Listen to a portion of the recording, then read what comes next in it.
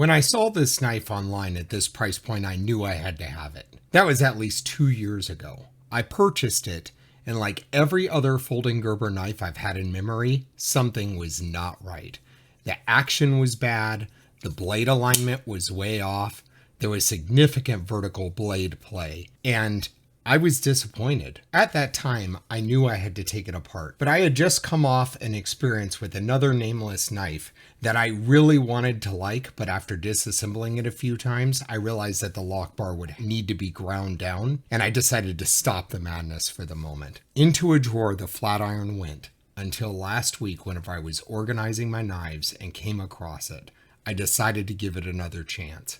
And this time, I would do the troubleshooting necessary to get it working. After performing some adjustments to the knife, my opinion has changed. And in this video, we'll talk about how I feel now, and I'll walk through the problems I found in the fixes, which were easy once I spent some time to figure it out. There will be chapter marks so that you can jump around if you wish. Also, I wanted to say thank you to the 300 people who have subscribed to this channel over the last 2 months. It is great to hear from everyone leaving comments. I really appreciate it and enjoy the feedback as I learn how to produce videos. Let's do this. This knife has a cleaver blade shape with a hollow grind, which depending on the model and whether it is on sale will run between about $30 and $60. It has a pocket clip, which we'll talk about shortly, and a reasonable action. Down here is a finger choil, and up on the blade we have a thumb hole paired with a steel handle with micarta scale on the front of this version. There's also a G10 scaled version available with a different blade steel. It is a frame lock that comes in right hand only, although being left-handed, I haven't found it wholly unworkable for me. This particular one has a D2 blade. You'll want to check those stats whenever you're shopping for different models of this knife. There are 2 versions of this knife. If you have a lock stop shaped like this one, it is a version 2. On the version 1, the lock stop will be a little circle. I've never owned a version 1, but as I was price checking, I was seeing a number of sites that still have the V1 still pictured, so you should verify when in doubt when ordering. I place knife statistics along the right-hand side of this screen, so you can feel free to reference those if you'll find them handy. It is a sizable knife, but not unwieldy. I like the look of cleavers, so this one works just fine for me. Let's take a look at this knife in comparison to a few other knives. Here we have a Ferrum Forge mass drop collab called the Buck. This one is no longer manufactured, but you can find it on knife vendor websites.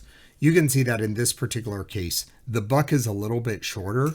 This is also a right-hand frame lock knife.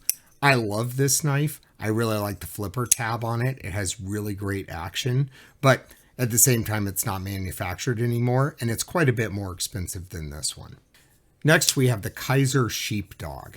This is my favorite cleaver-ish style knife.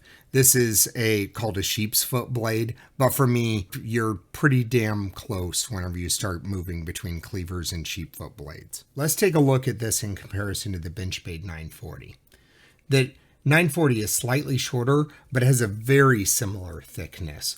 Weight-wise, you can't really compare these 2 knives because the 940 is a carbon fiber with just liners, whereas this one has a steel frame on both sides. Let's move on to the good and the bad. For me, the good things about this knife is how it holds in my hand. It's comfortable. The grip is nice. The hardware on the back does not get in the way, whether I'm holding it in my left hand or in my right hand. Very good. It doesn't dig in. This pocket clip doesn't cause any issues. The micarta feels soft. It's almost fabric-like in how it feels. The pocket clip is nice. I didn't think I would like the clip being this short, but the ramp and the stiffness are good. For jeans and similar, I can insert this knife into my pocket without assistance. For more floppy materials, sometimes I need to give it a bit of help with my other hand or my fingers to wedge the clip over the fabric. I'm tempted to bend it back just a little bit, but with a clip this short, it seems like the distance between tight and loose might not be much at all, and I might overshoot the mark and then just have to bend it back again. I like that the blade extends straight out of the top of the frame. It provides an amount of certainty and grip that I like, and although not textured on the top of the blade, I don't see that as a detriment in this particular case. The lockup seems very solid. Even whenever the knife had significantly more vertical blade play before I fixed it, it never felt like the blade would break loose under stress, which I've had happen on a number of my less expensive knives over the years. Some fixable and some not. The bad for me about this knife is the quality control from the factory. The knife was a mess. It didn't flip well. It didn't work right. The blade was off center, which it's still not perfection, but it's not horrible. It's no longer super close to rubbing up against the metal. I would say it's about 1/3 from this side right here. So it's not perfectly centered, but it's not bad.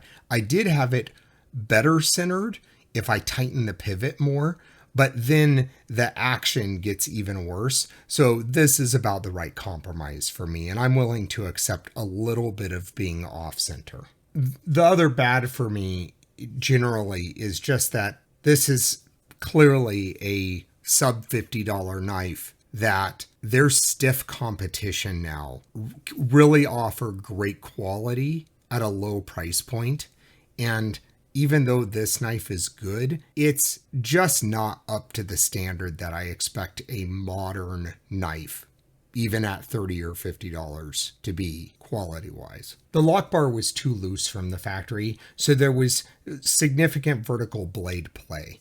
Now there's not after I've adjusted it. That required me bending it. It still requires more pressure than I'd like to move, but it's not too bad. The reason why I brought out this knife from Drop and Ferrum Forge is so that I could show that this one has a lock bar, which I can easily operate with my left hand, get it out of the way, and easily get my fingers out of the way before the blade snaps shut.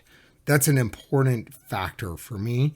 And this lock bar is still ever so slightly tighter than I would like.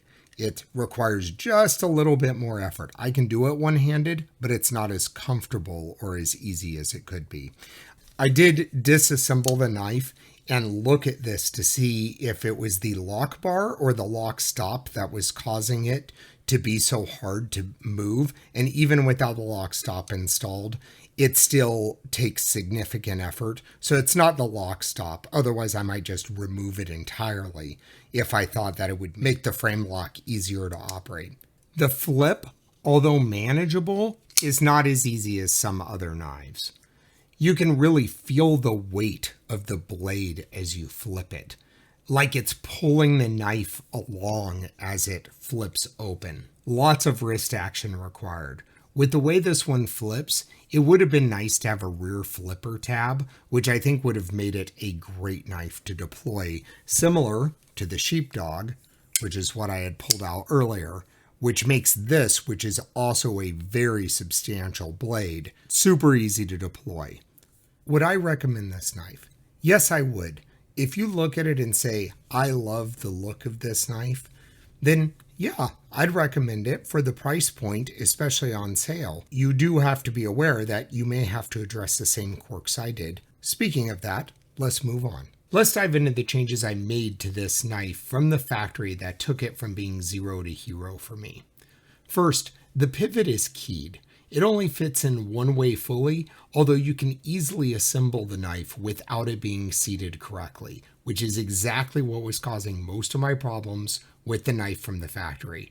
This resulted in the blade being pushed to one side when closed almost entirely to the metal. It had significant vertical blade play and a terrible flipping action. It was like grinding. It was very bad. It made me not trust the knife. You can tell whether your pivot is seated correctly by running your finger over the smooth side of the pivot. If it feels flat or slightly recessed into the handle, your pivot is probably seated fine. If it is popped out ever so slightly, that's a sign it's probably misaligned. The fix is super easy, but you need to disassemble the knife and rotate the pivot, then reassemble it, assuring it does not back out or spin whenever you're putting the knife back together, which is a challenge. In order to disassemble the knife, all you do is remove these 3 screws, pop them out, and then the knife will just come apart. It's a very simple knife to take apart and put back together. The other significant issue I had was vertical blade play while the knife was open. This was caused by the lock bar not being pressed in far enough against the back of the blade. While you have it disassembled checking your pivot, it's pretty easy to just grab the lock bar and bend it over ever so slightly more so that you can get it aligned behind the blade. If you push it too far, it'll just make it hard to retract, but it won't impact your ability to be able to open and close the knife. It'll just make it a little harder. Once it's locked up correctly, there's almost zero vertical blade play. Like I said, you can make it zero vertical blade play, but I found that at that point, it was slowing down the action of the blade, and ultimately, I want a blade that I can flick open. Between those two changes, the knife is working really well. I think this knife is going into my regular blade rotation. If you have any questions about this knife, my fixes or thoughts, feel free to leave them in the comments. If you enjoyed this video, please like and consider subscribing. It's really important to small channels. Thanks for watching. I hope all is going well.